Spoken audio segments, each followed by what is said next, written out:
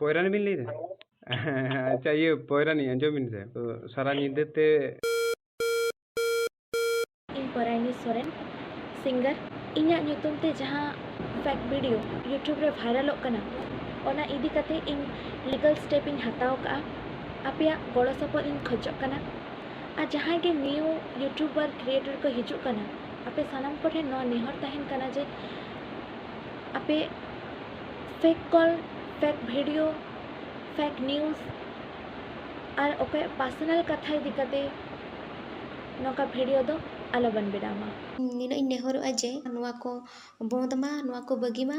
और बांखान आईन हिसाब ते इन एक्शन इन दिया अबोरिन जहां को सिंगर को आर्टिस्ट को उना परिश्रम करते उना मेहनत करते आको ᱧᱩᱛᱩᱢ को कमाएना से बांखान अबो लगी समाज लगी बगी बगी सेरेन को बनाएना तो उनको ᱧᱩᱛᱩᱢ इदी करते अडी रकम नेगेटिविटी पासना हुयुक कना उना को वीडियो तला से उनको बड़ी से उनको इदी करते उनको इमेज चेतान रे खिलवाड़ हुयुक कना नोआ दो भागी जिनिस बांग कना अपनी रिक्वेस्ट पे अडिगान डाहार मेना अडिगान सेक्टर अरिबुन कमी यूट्यूब रे ओना रेबुन कमी दाड़े ओना तलाते जतोड़ा साबास ᱧᱟᱢᱚᱜ जतोड़ा बाहाबो ᱧᱟᱢᱚᱜ कमी बन लहा इदी दाड़े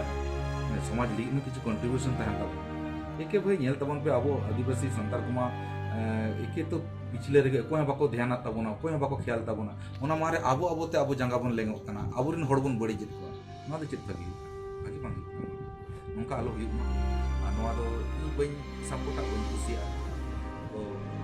जाके नोआ का कमी होरा नोआ आले गांवता पहाटा खना होना दो बाले सपोर्ट या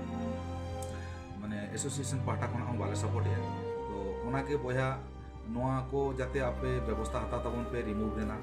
से बंका नोआ को निक देना नोआ को आलो पे पसनावा आर बंका हुई दड़े अब गांवता पहाटा खना हो स्टेप बाय स्टेप सेकंड कमी थर्ड कमी लहा दिगी दड़े जहाँ ये को अपलोड अकान नोआ अडी खराब हुयुक कना तो अलिंग पास्टा सेट खन साउते ऑल इंडिया सांताड़ होम मुंडा आर्टिस्ट एसोसिएशन पास्टा सेट खन घर विरोध हुयुक कना नोआ रे जहाँ के लीगल प्रोसीजर हुयुआ ओना लगी जो थोड़ा रेडी में ना लिया और जहाँ तिनंग सिंगर नोआ ᱧᱩᱛᱩᱢ जहाँ तिनंग सिंगर ᱧᱩᱛᱩम ते नोआ लेकना जिनिस हुई कना उनको को जो तो लीगली एक्शन इदी लगी ऑलरेडी स्टेप को इदी का ᱟᱫᱚ ᱟᱹᱰᱤ ᱵᱮᱵᱟᱹᱲᱤᱡ ᱟᱱ ᱠᱟᱱᱟ ᱥᱟᱶᱛᱟᱞ ᱜᱮ ᱱᱩᱱᱟᱹᱜ ᱵᱟᱹᱲᱤᱡ ᱡᱤᱱᱤᱥ ᱠᱟᱱᱟ ᱟᱠᱚ ᱵᱟᱠᱚ ᱩᱭᱦᱟᱹᱨ ᱫᱟᱲᱮᱭᱟᱜᱼᱟ ᱟᱵᱚ ᱠᱩᱨᱩᱢᱩᱴᱩ ᱠᱟᱛᱮ ᱛᱤᱱᱟᱹᱜ ᱟᱞᱮ ᱠᱩᱨᱩᱢᱩᱴᱩ ᱠᱟᱛᱮ ᱥᱮᱫᱟᱭ ᱠᱷᱚᱡᱟᱜ ᱠᱩᱨᱩᱢᱩᱴᱩ ᱠᱟᱛᱮ ᱱᱚᱝᱠᱟ ᱥᱮᱨᱮᱧ ᱠᱚ ᱵᱮᱱᱟᱣ ᱛᱮ ᱥᱟᱶᱛᱟ ᱚᱠᱟᱨᱮ ᱵᱚᱱ ᱟᱹᱜᱩ ᱠᱮᱜᱼᱟ ᱛᱮᱦᱮᱧ ᱟᱵᱚᱨᱮᱱ ᱜᱤᱫᱽᱨᱟᱹ ᱠᱚ ᱧᱮᱞᱮᱜᱼᱟ ᱟᱵᱚᱨᱮᱱ ᱚᱲᱟᱜ ᱦᱚᱲ ᱠᱚ ᱧᱮᱞᱮᱜᱼᱟ ᱟᱵᱚ ᱫᱩᱯᱲᱩᱵ ᱠᱟᱛᱮ ᱥᱮᱨᱮᱧ ᱵᱚᱱ ᱟᱸᱡᱚᱢ ᱫᱟᱲᱮᱭᱟᱜᱼᱟ ᱵᱟᱝᱠᱷᱟᱱ ᱟᱵᱚ ᱵᱚᱱ ᱛᱟᱦᱮᱸ ᱠᱚᱜᱼᱟ ᱚᱠᱟᱨᱮ ᱟᱨ ᱱᱩᱠᱩ ᱵᱟᱝ ᱫᱚ ᱱᱚᱝᱠᱟᱱᱟᱜ ᱠᱚ ᱵᱮᱱᱟᱣᱮᱜᱼᱟ ᱡᱟᱦᱟᱸ ᱠᱤ ᱵᱟᱝ ᱫᱚ ᱚᱲᱟᱜ ᱨᱮᱵᱚᱱ ᱟᱸᱡᱚᱢ ᱫᱟᱲᱮᱭᱟᱜᱼᱟ ᱵᱟᱝ ᱫᱚ ᱚᱠᱟᱨᱮ ᱵᱚᱱ ᱟᱸᱡᱚᱢ ᱫᱟᱲᱮᱭᱟᱜᱼᱟ ᱵᱟᱝ ᱫᱚ ᱪᱮᱫ ᱵᱚᱱ ᱪᱤᱠᱟᱹ ᱫᱟᱲᱮᱭᱟᱜᱼᱟ मेनखान नुको दो नोआ अडी बड़ी को कमी नोआ दो आले संताली हो मुंडा एसोसिएशन पाटा करते तो बाली सपोर्ट है और मिड दिन हिला एक्शन ले अब जहां को पे बिना है उनको लजाव नो चेदम लैया अब सावता अब नुना चरत निरड़ सावता ओनारिया बाको बुझे चेदम हिता को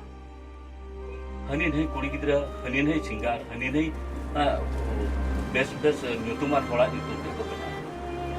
ᱱᱚᱣᱟ ᱫᱚ ᱵᱮᱵᱟᱹᱲᱤᱡ ᱠᱟᱹᱢᱤ ᱟᱨ ᱡᱟᱦᱟᱸᱭ ᱠᱚᱦᱚᱸ ᱠᱚ ᱵᱮᱱᱟᱣᱟ ᱱᱚᱣᱟ ᱦᱚᱸᱧ ᱞᱟᱹᱭ ᱫᱚᱦᱚ ᱟᱯᱮ ᱡᱟᱦᱟᱸ ᱠᱚᱬ ᱨᱮᱜᱮ ᱯᱮ ᱛᱟᱦᱮᱱ ᱟᱞᱮ ᱥᱳᱥᱟᱞ ᱯᱟᱦᱴᱟ ᱠᱷᱚᱱ ᱟᱞᱮ ᱞᱮ ᱥᱟᱵ ᱩᱰᱩᱠ ᱯᱮ ᱜᱮᱭᱟ ᱟᱨ ᱱᱚᱝᱠᱟᱱᱟᱜ ᱠᱟᱹᱭ ᱞᱮ ᱮᱢᱟ ᱯᱮᱭᱟ ᱚᱱᱟ ᱦᱚᱸ ᱵᱟᱯᱮ ᱩᱭᱦᱟᱹᱨ ᱫᱟᱲᱮᱭᱟᱜᱼᱟ ᱟᱨ ᱱᱤᱭᱟᱹᱧ ᱞᱟᱹᱭᱮᱜᱼᱟ ᱟᱨ ᱟᱵᱚᱨᱮᱱ ᱡᱟᱦᱟᱸ ᱛᱤᱱᱟᱹᱜ ᱤᱭᱩᱴᱩᱵᱟᱨ ᱟᱨ ᱵᱟᱝᱠᱷᱟन ᱟᱵᱚᱨᱮन ᱡᱟᱦᱟᱸ ᱛᱤᱱᱟᱹᱜ ᱥᱟᱶᱛᱟ ᱫᱚᱨᱚᱫᱤᱭᱟᱹ ᱠᱚ ᱢᱮᱱᱟᱜ ᱠᱚᱣᱟ इया तो निया आस आले को कटी गड़ो एमान और नौकान को चेलका तबन ससेत को ओना लगी आबो जथोड़ बन कुरुमुटे नितो आबो को तलारे आबोरिन होड़गे आबोरिन आर्टिस्ट को अडी बेबड़ी कथा को लय अचोया जहाते आकवा ᱧᱩᱛᱩᱢ रे आकवा अडीगान ब्लेम हिजुक कना मेनखान जहां गे नौकान यूट्यूबर मेना बना जहां जे बेबड़ी कथा नोआ तला नोआ आबो समाज तला नि जहां आर्टिस्ट मेना को उनको इदी कते पे लैया उनको ठेन अरदास मेना नेहर मेना नौकान वीडियो आलो पे बनावा और नौकान कंटेंट को यूट्यूब रे आलो पे डालावा और हुई दड़ा खान ओना जहां तिना उसरा हुई दड़ा ओना रिमूव का पे चिकाते मिटी ᱧᱩᱛᱩᱢ बनाव दो अडी कष्ट कमी कना तिना कष्ट कते मिटांग ओना जगह ते सेटरो कना मिटांग आर्टिस्ट और आपे तो जहाना बांग जहाना मिन कते के उनको ᱧᱩᱛᱩᱢ पे बड़ी का कना